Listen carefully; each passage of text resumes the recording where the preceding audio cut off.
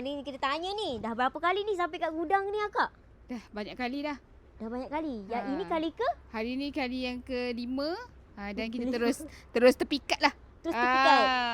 Yang awal-awal datang tu merisik dulu lah. Dulu kan. Tengok-tengok dulu, jeling-jeling. Risik, baru pindang. Hari ni barulah terus jalan. Kira ambil apa ni?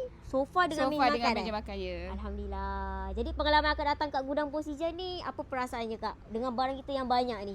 Itulah, penat nak lawan. Juling punya mata nak pilih. Memang berubah sangat dah.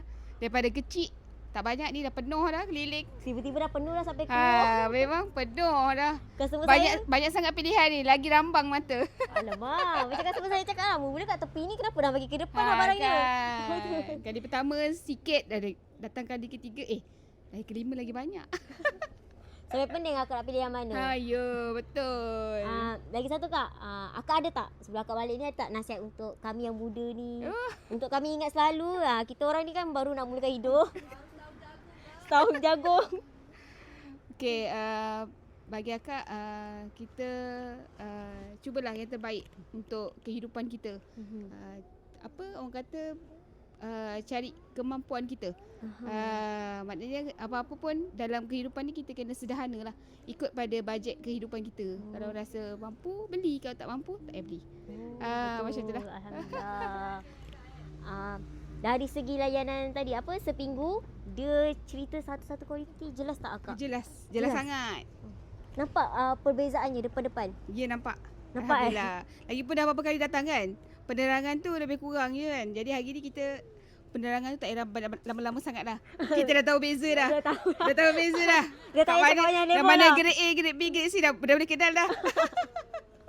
So dia bukan akak tengok kita dari live punca dari live. Lepas tu datang sini lah.